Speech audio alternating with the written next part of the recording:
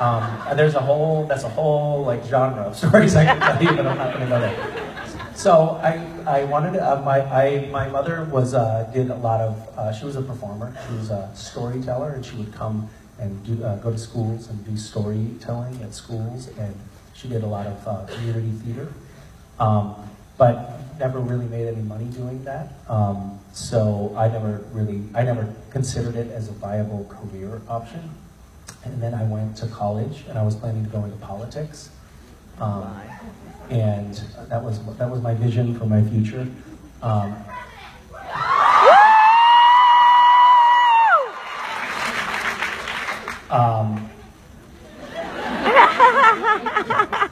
So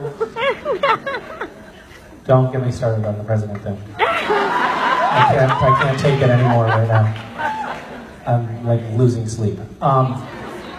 So I never thought of it like as something I could actually do for a job. And then I worked at National Public Radio, and I interned in the White House, and I thought, God, this is like a really hard way to get stuff done. Maybe what I should do is get famous and then use my celebrity as a way to like get things done.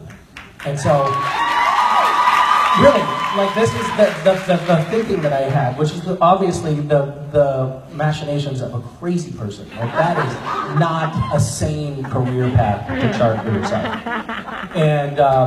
And I shared that with people. I was like, you know what I'm going to do? I'm going to become an actor, become super famous, and then use that as a force for good. And my mother-in-law, she said, well, interesting idea. Hear me out. What about being a physical therapist instead? There was a lot of very well-founded incredulity about this idea. But at the time, I did not think of acting as something that I actually wanted to do for my career. It was just a means to an end. And I also had budgeted for myself 5 years. I was like, look, I'll give it 5 years. If I'm not, a movie star in 5 years, then I'll pull the plug and do something else. And 5 years after that, I was basically burying myself in debt and occasionally getting small guest star roles on things like Charmed. Making sometimes as much as $10,000, $12,000 in a year. So, what? No, I was not paid nearly as well as a teacher.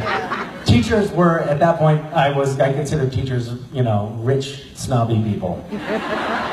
So anyway, but in the process, I started to really like the job and kind of fell for it and found that I could find that acting was creatively gratifying, and that's what ended up keeping me at it for long enough that I did eventually, develop some semblance of a career at it.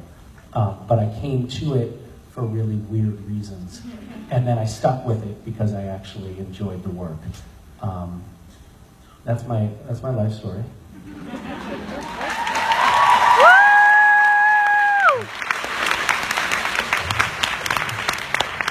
I saw you last year. Nice to see you again. Good to see you again. I've been wondering, how have you been? I've been great. How about you? Great, thank you. Yeah, it's nice to catch up. Since Castiel has developed a lot as a character since you first showed up until now, how do you think he's going to develop further from now until the end of the show? You mean since the portrayal of Castiel has been so wildly inconsistent? Kinda, yeah. We call that character development, but it's actually just lazy acting.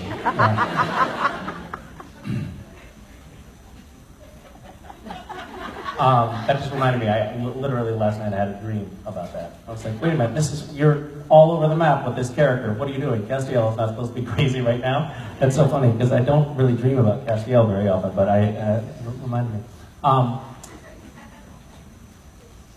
What did you ask me? Do you want a different question? No, what was the question, seriously? Since Castiel has all... Oh, yeah.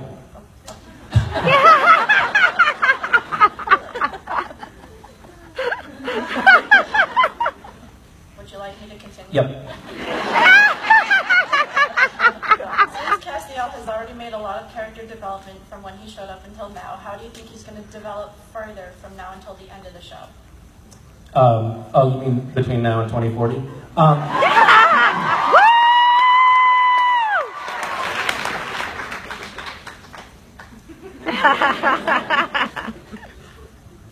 Wouldn't that be weird? Yeah. Like Yeah.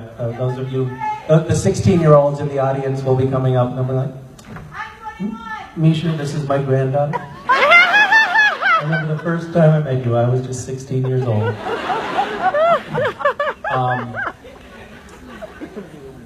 How did you know I'm 16? I've been keeping tabs on you. You know, after we met last year, I was like, oh, I gotta make sure, Then why haven't I you know followed me everything back on that you're Twitter? doing. What's that? Then why haven't you followed me back on Twitter? Okay, I don't want to have this argument again.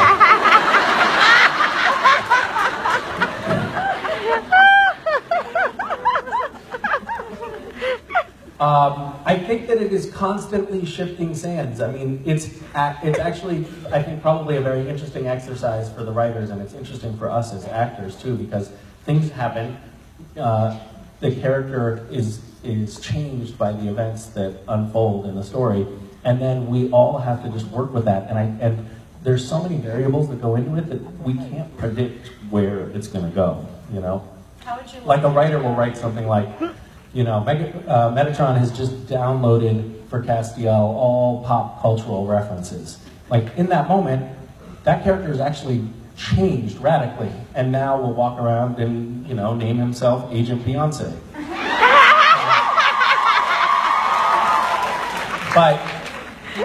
But that's something that happens in the moment. Like the writer is writing, and in the moment comes up with that idea, and that changes the character from that point forward forever in some way. And so there's all these little building blocks that are kind of constantly morphing us, and it's impossible to know where things go.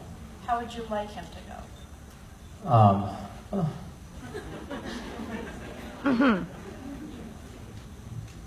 Well, I guess in a way, I would like to stick to have the character stick with some of his core identities, like the fact that Castiel is primarily and consistently motivated by doing the right thing, even if that means self-sacrifice or doing something that, you know, is wrong in the moment. Like he's motivated by doing the right thing and being just.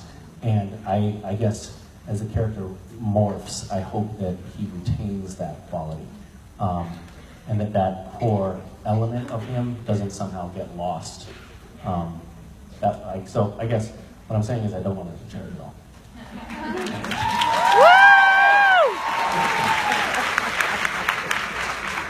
Hi, I'm Zoe. Hi, Zoe. Thank you. And on the show, Castiel's a hero, but he doesn't feel like a hero. You're a hero to all these people. What makes you feel like a hero?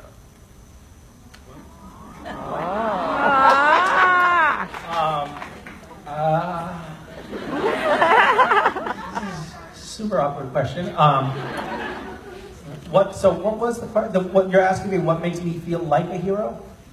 I guess when I wear a cape or tights, that certainly helps. A little masky number also goes a long ways. Yeah, I guess if I'm being earnest, which I try not to be, when I sort of manage to slow down and take time with my kids or people I care about and just pay attention to them and not be multitasking and distracted, those are moments that I feel like I'm at least functioning as a reasonably decent human being, which is as close to hero as I feel I get. But it's hard. There's so many things pulling us in all different directions all the time that it's hard to have those moments. But yeah, when I am in those rare moments, feeling like I'm being a good father, that goes a long ways.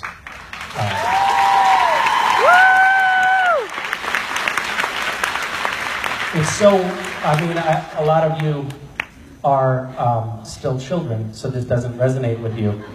But it is an amazing thing to be thrust into the role of being a parent, and it's something that nobody can really explain to you, and you can understand conceptually, but until you're actually experiencing it, it's you never can quite know what it's going to be like. Like you know, my 6-year-old son really look. I notice sometimes he's like watching me, like studying. Like, oh right, he's studying me because he's trying to figure out how he's supposed to be, which is a lot of pressure, you know. So you try, when somebody's looking at you like that, you try not to be such a fuck up, and it's about everything, you know. Like, I'll be standing there peeing in the toilet, and he'll be like.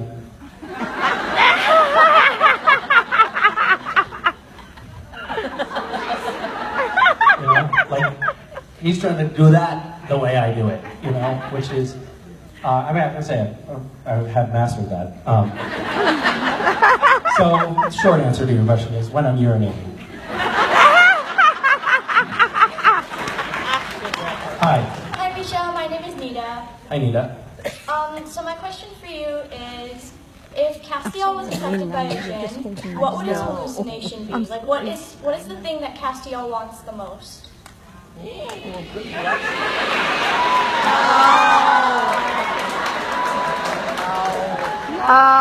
No. Can you imagine if, like, yes, we distinctly remember the moment when the entire fandom imploded.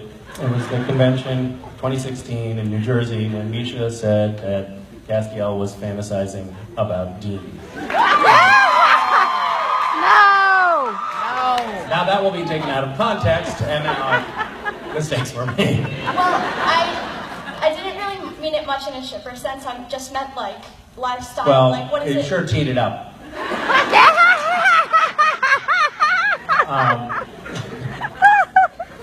What? Like, Give me a lifeline here. Yeah, go. like a sort of a lifestyle. Like, what would he picture as, like, Lifestyle? perfect? Like, what would he picture as, like, the perfect sort of life? Okay. What did they say? Arson. Carson. Yeah, that's Misha. Well, I mean, not to get all supernatural nerdy on you, but there is, you know, we have this as part of the canon now because we have seen Castiel's version of heaven, right? Yeah. Man, 53-year-old. The autistic kid flying a kite, Yeah. right? Yeah. That's Cass's idea of heaven. Now, true, perhaps not as sexy as some other ideas. Not a lot of shipping is going to come of that. I don't know. I actually do. I don't know. Yep. I kind of imagine Cass, you know, in his perfect vision of a fantasy universe. Everything is okay. Everything's been taken care of. People aren't fighting anymore. They're not trying to fend off the demons or stave off the apocalypse anymore. Things are at peace and everything is handled, and he can just like climb up onto a mountaintop and look down and watch everything be okay. I think that Cass probably won't rest until he feels like things are in that equilibrium, and I don't think that things will ever get there. Yeah. Aww. Good answer. Hi. Glad you liked it. I did.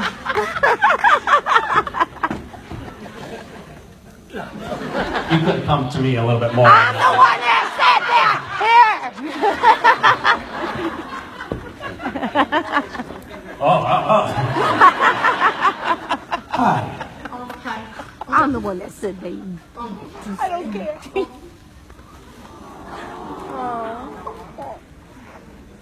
Look what you did. Way to go.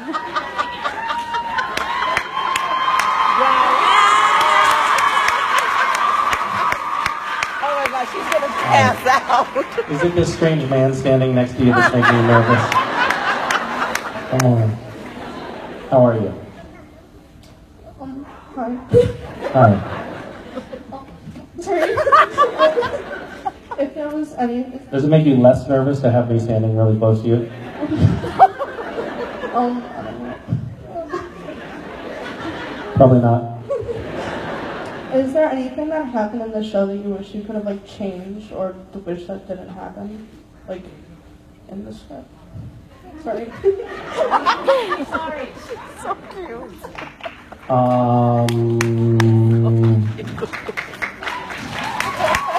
Good question.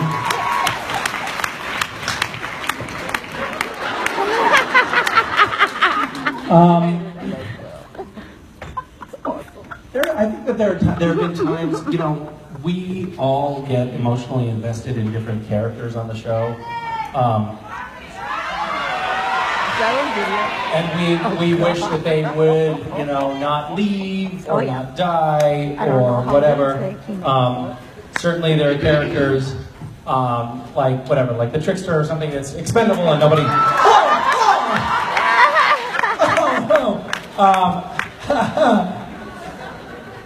That was really funny. Really subtle.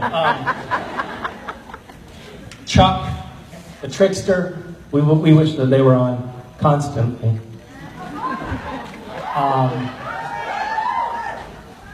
And I also wish that the script didn't have things like, there was an episode in which Castiel had to devour hundreds of hamburgers. And it culminated in me eating raw ground beef out of a pan on the floor like a dog. So yeah, I wish that wasn't in the script. That sucked ass. And you know what else? What I was eating was vegetarian ground beef, cold, raw, on the heels of having a very, very full stomach from having had to eat lots of actual burgers. So, did I feel disgusting? Yes. Was I angry at the writing staff? Absolutely. But that's counterbalanced by other things that in the show that, you know, come along in the script and you're like, thank you, this is such a magical moment. Like, you know, hey, Mark, lick the floor. You know, it's all worth it. It's all worth it at that moment. I'm glad we had this talk. You want to take a last question? Yes, I do. Yes. I can tell. Yeah, the look in your eyes. Hi. Hello. I was wondering. All that I think he's ignoring you. I'm not.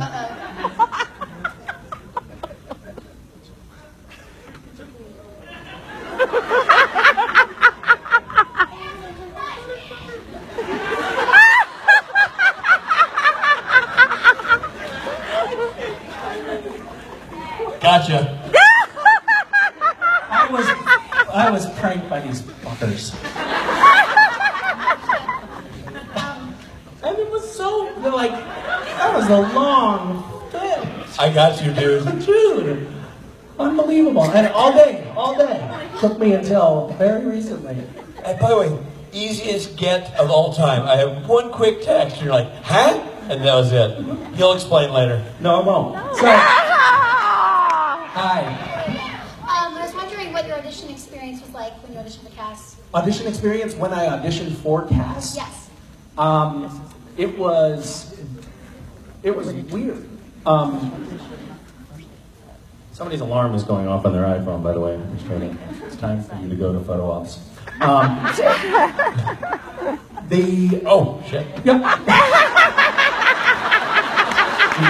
You got your mat. I'm going. So they were very secretive about the role because this was the first angel they were introducing on the show. So the sides, it's called sides. You send out the audition material to agents, and the sides that came out were for a demon named Castiel. Oh. And so I had never watched Supernatural because who watches that shit? And I made up this very sort of like demonic kind of character and did my best demon take of the audition.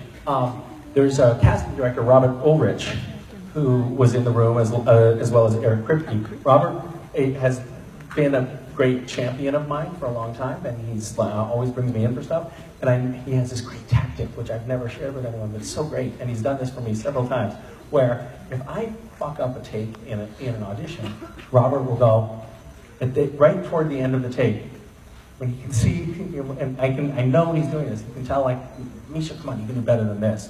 But he's got the producers in the room, and you don't often get a second take. So what he'll do is he'll just jump up and he'll say, I'm sorry, hold on, guys. And he'll open the door and say, guys, can you keep it down out there? We're doing an audition in here. And he shuts the door. It's been quiet as a church, like nothing's been going on. And he's thrown me that lifeline a couple of times. So he did that after the first demon take. And then Eric was like, all right, well, I guess it was passable, and he did okay considering all that noise that was going on outside. That would throw anybody off their game. And then he said, so it's actually, we haven't been telling people this, but it's actually an angel, not a demon. So do the opposite of what you just did. So I'm not really an actor, so I didn't know what to do, and I just sort of panicked and did Castiel, which is a super weird interpretation of an angel, if ever there was one. And they liked it, and I got the part. And then I felt like I had established, like, oh, this is how angels act. Like, they're very wooden. They don't emote. They have incredibly deep, gravelly voices. But I knew that I had sort of established on the show, this is how angels are. And then Kurt Fuller comes on as an angel right after that, and he's like, hey, guys! And I was like, oh, great. So I'm just the autistic angel that, like, there's no reason for him to be like this. He's just, he's off on his own game, which is, it's worked out well, because actually Cass having that as his character trait rather than it being a universal angel trait, I think is way better. But it's all a series of happy accidents, and it involved collusion with the casting director.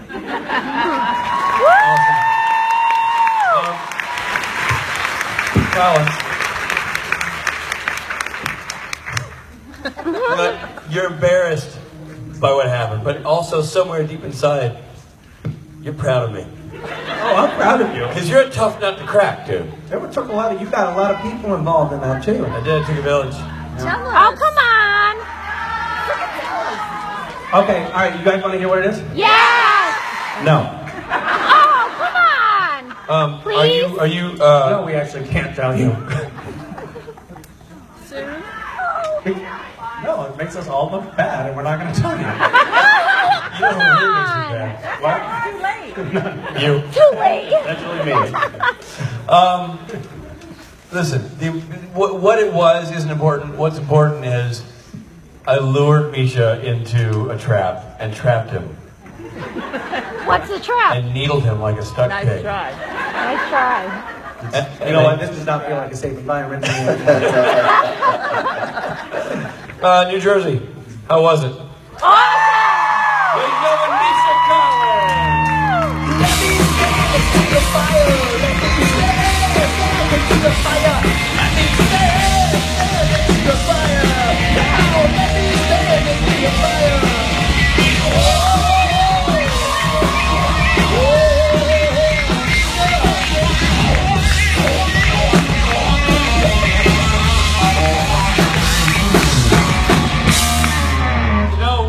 Rob Benedict has solo photo ops coming up really soon. You can get your picture with Rob Benedict. You can do that. People can do that. They can get their picture with Richard Speight.